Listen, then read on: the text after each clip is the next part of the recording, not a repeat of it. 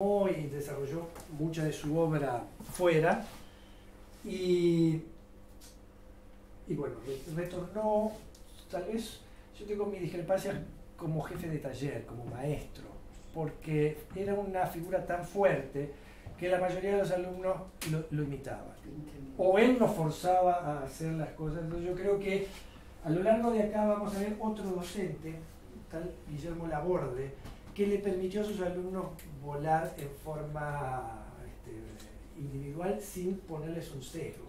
Que me parece que el taller de Torres García dejó una generación de artistas, no digo frustrados, pero terminaban haciendo malos Torres García. Perdón, yo quiero ser provocador, pero piénsenlo. Sí, capaz que vos no coincidís.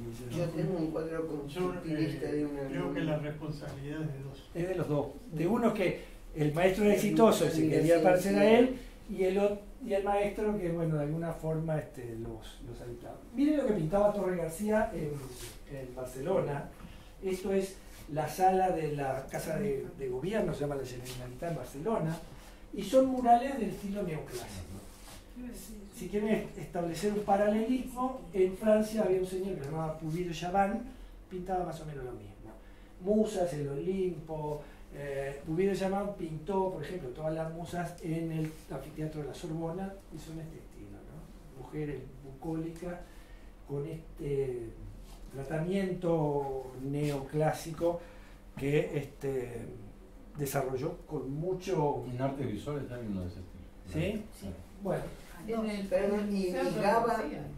Gaba pintaba cosas así, que era alumno de Torres. En la colonia escolar, sí, Pedro en ese sí. Bueno, hay muchas cosas, hay que ir básicamente a Barcelona, en la Generalitat, donde están la mayoría de estas obras de gran formato, ¿no? Porque si miran, voy para atrás, los tamaños de estas paredes son murales de un tamaño importante, ¿no? Y hasta que le pasó a esto, Torres García. ¿Alguien me puede decir qué pasó acá y hasta acá? Y que pasó medio rápido. Yo después les cuento quién fue la figura que de alguna forma le inyectó un componente de cambio a Torres García. Acá hay tres pintores. ¿Se atreven a decir quién es quién? Mondrian. Mondrian es Torres García. Torres García. Y este el echado, ¿cómo es? Y este es Van der Borg, no sé qué es, un holandés, que fue el que presentó a estos dos. Es decir, Van der Borg fue primero un amigo de Torres García y después de Torres. Fundaron una revista que se llamó Círculo y Cuadrado y tenían un manifiesto muy estricto con respecto a dimensión áurea, colores primarios y algo que el holandés no respetaba. No hacía ortogonales. Esto le obligó a escaparse del grupo porque todos lo echaron. Simplemente porque el holandés hacía diagonales. Es decir, que las vanguardias eran tan recalcitrantes como los partidos de izquierda. No sé si alguna está siguiendo los partidos de izquierda, que se viven expulsando los unos a otros. Bueno, los pintores vanguardistas se hacían entre ellos una especie de comisariado político y decían quiénes estaban en la vanguardia y quiénes no. Entonces este señor se fue. Y después entró a pintar con otros colores que no eran los primarios. Creo que le hizo bien que lo expulsaran.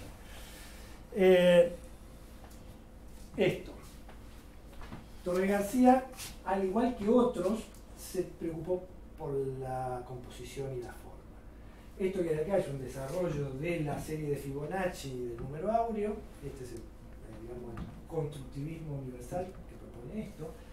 Esto lo propuso Leonardo por el 1500, el hombre de Vitruvio, el canon de las proporciones. El canon de las proporciones. Y esto Niemeyer con Le Corbusier en el proyecto de Brasilia entraron a pensar en ciertas estrategias de proporción. Y no sé si les voy a mostrar por las dudas, es un video que intenta explicar algunas cosas. Perdón que me pasé. Yo lo voy a cortar porque no quiero que sea muy aburrido, pero hay una explicación un poco matemática ideológica sobre la obras de Le Corbusier, que se esconde entre las partituras de Debussy y tras la Mona Lisa de Leonardo da Vinci, que define la dinámica de los agujeros negros y la estructura microscópica de algunos cristales. Si quiere saber qué número es, siga las siguientes instrucciones, son muy sencillas. A partir de cualquier número, súmele el siguiente en orden ascendente. Empezaremos, por ejemplo, a partir del 0. Obtendrá una secuencia numérica infinita formada por números cada vez más grandes. ¿Y dónde está ese misterioso número del que hablábamos? Dividiendo cada término entre el anterior. Sorprendentemente encontrará que el resultado de este sencillo cálculo, a medida que lo realiza entre los términos ascendentes de la secuencia, se va aproximando a un número cuyos decimales son infinitos, el número phi. El descubrimiento de este extraño fenómeno matemático se lo debemos al italiano Leonardo Pisano, más conocido como Fibonacci, a principios del siglo XIII. Sin embargo, el número phi ya había sido definido por el griego Euclides 1500 años antes. Para ello, Euclides se sirvió de una recta imaginaria. Imaginó un punto concreto, un punto que dividiese la recta en dos segmentos más pequeños. Ambos debían tener una proporción concreta que se definía de la siguiente manera. La relación entre el segmento mayor y la recta debía ser la misma que la del segmento menor y el mayor. Y la división de ambas longitudes, independientemente del tamaño de la recta inicial, daba lugar a un número, el número phi, que definía una proporción, la que se ha dado en llamar divina proporción. Su divinidad es un atributo otorgado por otro matemático italiano, Luca Pacioli, en el siglo XV. Esto es Pacioli, ¿no? Divina por encontrarla en los más diversos lugares Y ahí de la aparece naturaleza y en las más extensas obras este de cuadro arte. nacional, El hombre no solo la ha descubierto, sino que se ha valido de ella para la creación estética. cuadros donde Un ejemplo de teóricamente la creación proporción geométrica es el áurea ha rectángulo sido áureo, el elemento construido a regidor partir de dos de la segmentos cuya composición. proporción es phi. Es Por más otra largo, parte, pero en el se pentágono regular se esconde esta lo misma salteo. proporción. La relación entre sus lados y diagonales está definida también por el número phi. En el interior de esta figura encontramos el triángulo áureo. Pero la geometría nos depara más sorpresas. Y es que cuando se dividen ambas figuras, rectángulo y triángulo, obteniéndose progresivamente rectángulos y triángulos áureos más y más pequeños, en su interior se va configurando una misma figura, una espiral logarítmica. ¿De acuerdo? Bueno. Torre García era militante de esto, escribió manifiestos, escribió libros, se compraba una radio en Zapelli en esa época, le sacaba la carcasa y él le construía una carcasa áurea. O los muebles del aparador eran áureos y de alguna manera los juguetes de los nietos, que en el museo todavía existen algunos, eran de alguna manera macaquitos o muñequitos desarrollados con esta propuesta, ¿no? Tenía, y esto es por el cual es mundialmente famoso, una actitud contestataria con ese concepto de que el norte estaba siempre arriba. Entonces él propuso una visión de los mapas y lo demás, donde el que está arriba es el sur. Esto está famoso, está tan comercializado como el retrato del Che, entonces es muy fácil conseguir por ahí camisetas donde América del Sur apunta para arriba. Está bien, no hay una arriba y una abajo. Sí. Por eso, entonces él dijo, lo otro es una convención y se inventó esta propuesta con el latitud 39 y 56. Estos son de alguna forma principios, ideas que forman parte de su manifiesto del universalismo constructivo, y hay un montón de libritos, textos que tratan de explicar su pensamiento. Vamos a mirar algunas cosas de Torre García. Como verán, uso de colores primarios, en algún caso pastados, pero básicamente eso, y el uso dentro de los espacios con un lenguaje moderno de iconos, es decir, dibujos que se transforman en soporte de una idea. ¿Qué cosas tenían? Un Uruguay industrial que ya no existe, un puerto, motivos de mar, de pesca, el barrio, digamos, de esa ciudad vieja, bullante que era su tiempo. Y acá de vuelta tenemos esto es 1943, de vuelta, las fábricas dibujadas ahí, anclas, barcos, paisajes portuarios. ¿Qué está pasando de a poco con Torre García? Va a abandonar esta paleta cromática y van a empezar a aparecer estos cuadros, donde en un intento de síntesis abandona el color tal cual lo vimos al principio y empieza casi en propuestas casi monócromas, ¿no? O monocromáticas. El Partenón, ¿lo vieron en la peliculita? Hasta acá. No creo que sea el templo inglés. Compases, peces, vasijas, relojes como símbolos del tiempo. Hay toda un lenguaje y un lenguaje de símbolos que cada vez se está haciendo más complejo.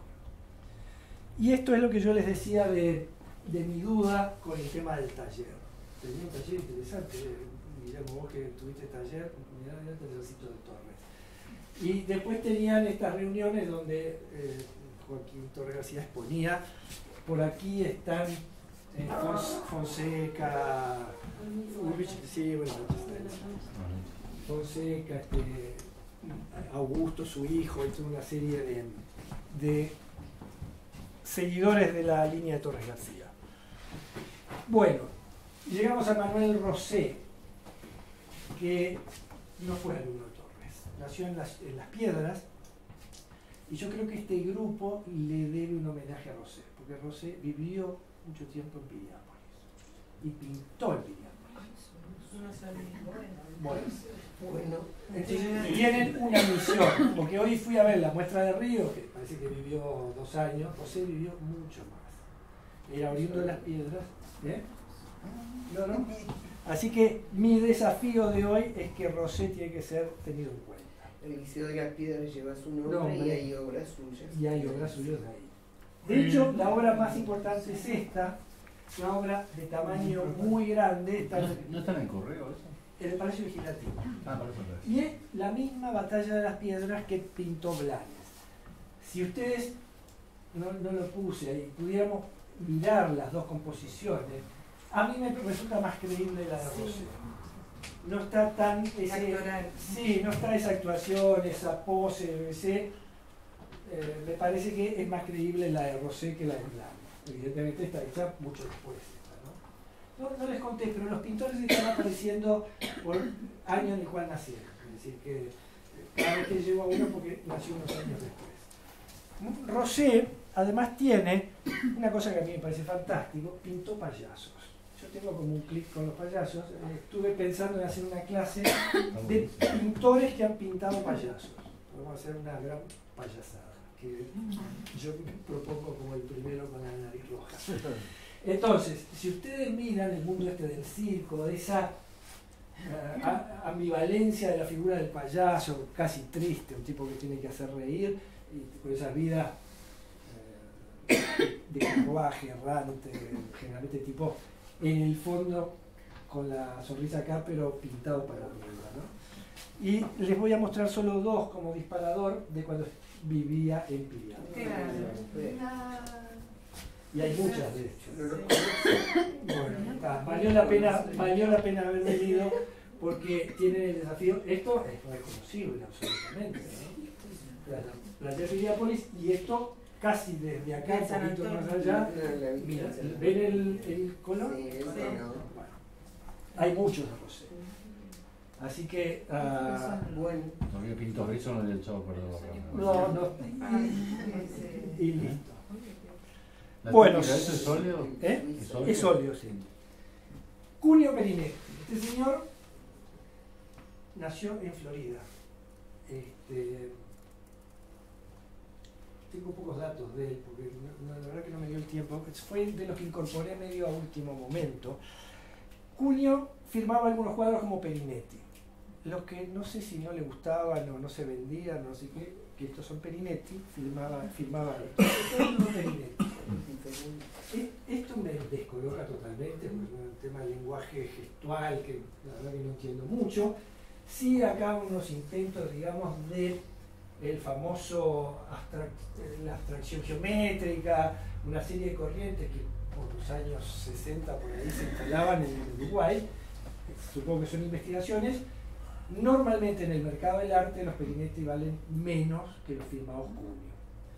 ¿Cuáles son los ¿cuáles son los Cunios que conocemos?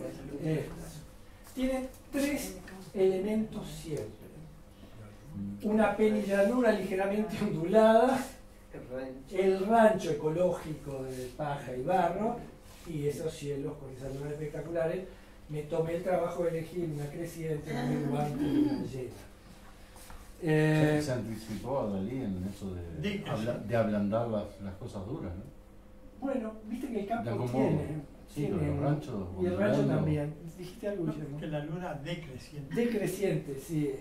¿Aquella es decreciente? Sí. Ah, sí, menguante. Esta es creciente. Esa Es que creciente y esta es llena. Tiene varios de estos, muchos, y son de tamaño importante. Creo que están en algunos en el Museo de Artes Visuales y son de unas dimensiones importantes. ¿De acuerdo? Sigamos con el paseo. Barradas. Para mí es un tipo que a mí me fascina, capaz que tengo ciertos elementos subjetivos por el cual me gusta, pero es un tipo que también le pasó algo parecido a Torres García. Nació acá, hizo mucho fuera, en España básicamente, y muere también joven porque tenía una afección que ahora es curable, que es ¿cómo es la pulmonar? Tuberculosis. Hay una anécdota que se las cuento porque es como un cuentito de hadas. Era muy pobre Barradas, la verdad que no tenía ingreso cero, estaba en Barcelona y decidió irse a Madrid. De Barcelona a Madrid son 600 kilómetros y Barradas lo emprendió a pie. Malnutrido, con principio de tuberculosis, yo qué sé, a la altura de Zaragoza cae en la carretera desfallecido y lo salva una mujer, una campesina. A los pocos años se casa con esa mujer. Es decir, que el ángel que lo encontró al borde de la carretera terminó siendo su mujer. Parece un cuento de hadas, pero es cierto. Así que... Es la que él pinta muchas veces, la mujer que pinta con las manos grandes. Puede ser. Yo, ¿sabes qué? Me sabía el nombre, tendría que buscar entre los apuntes de la mujer, pero me parece casi como un cuentito de hadas, ¿no? Te mandás en un camino de 600 kilómetros, que si caminás, no sé, 20 kilómetros por día, tenés un mes para llegar de Barcelona sin un mango, no sé. Son cosas que estos héroes hacían. Barradas. Vamos a mirar alguna cosa.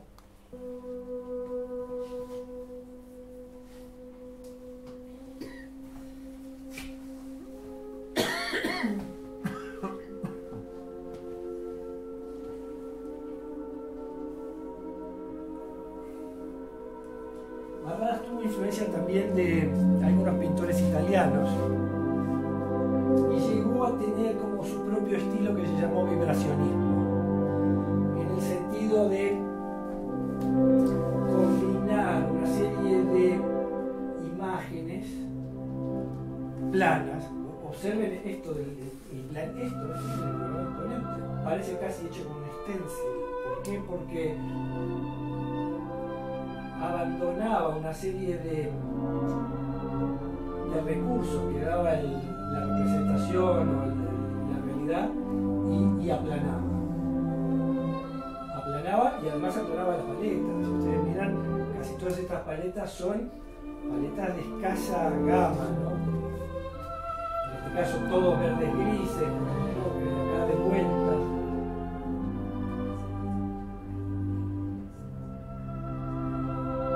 Dibujo potente, duro, generalmente de gente de esa pueblo. serie se llama Los Magníficos. Los Magníficos. Y estos son gente de pueblo de esa Barcelona que en ese momento vivían en el Hospitalet, muy cerca de Barradas. Y ahora les voy a decir algo.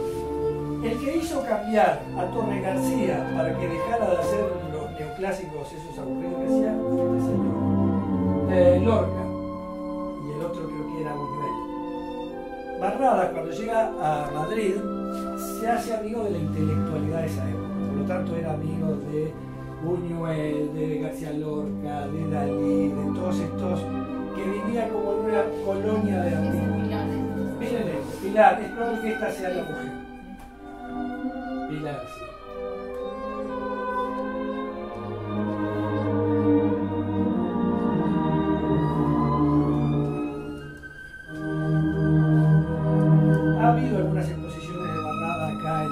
Museo de Artes Visuales, yo, si voy al museo, aunque ya haya visto 1000 veces los cuadros de Barrada, voy de nuevo. Bueno, sigo. Tenía que aparecer una mujer. Traté de ser paritario, pero estuvo difícil. Petrona Viera, primero, fue hija de un presidente del Uruguay. Tuvo una enfermedad desde su niña que la sumergió en la sordera. Y hay quien dice que la pintura fue como el mundo a partir del cual ella construyó su propio universo, ¿no? Vamos a ver las cosas que hacía Petrona. Vuelvo, Guillermo Laborde, empieza a aparecer Guillermo Laborde acá, fue alumno de Guillermo Laborde, y vamos a ver después los distintos alumnos de Guillermo Laborde que hacían cosas no como Guillermo Laborde. Petrona Viera, voy a largarles un videíto. Sí, lo siento, yo no elijo la música, viene con el video. De vuelta, yo creo que Petrona Viera miró mucho a Barrada, porque esa estética del plano, de las figuras sin relieve, de un claro oscuro, sino más bien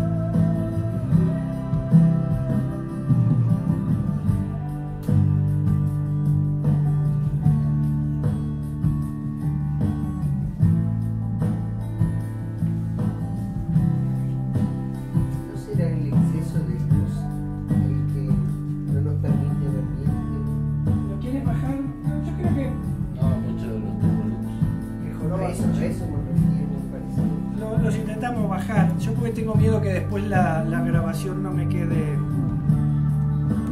No, al revés, el primero. Se ve mucho. Se ve mejor. Bueno.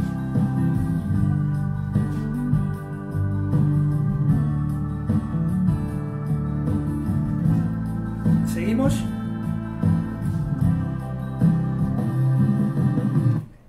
De Simone. Me encanta porque es del barrio sur en Montevideo. Es italiano, llegó en 1900, vivió en el barrio sur, y si Uruguay tuvo un Van Gogh fue este tipo.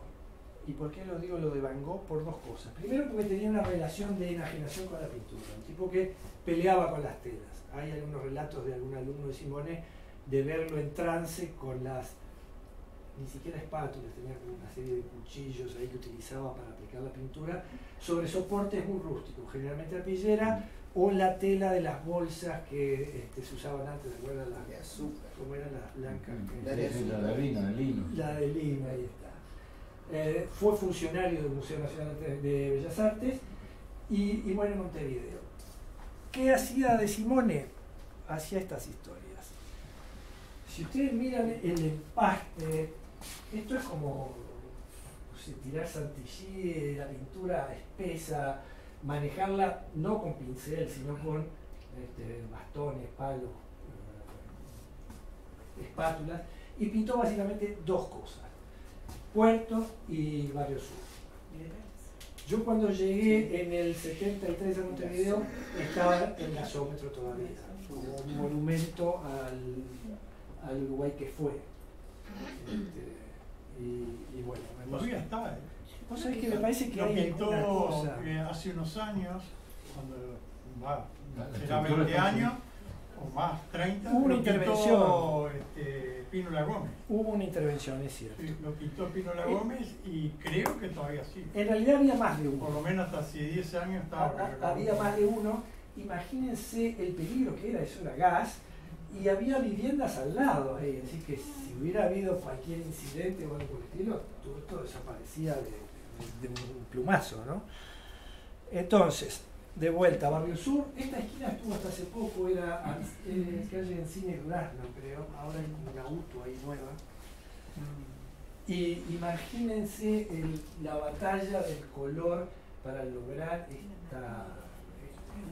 no sé, una pintura casi tirada con rabia, imagínense.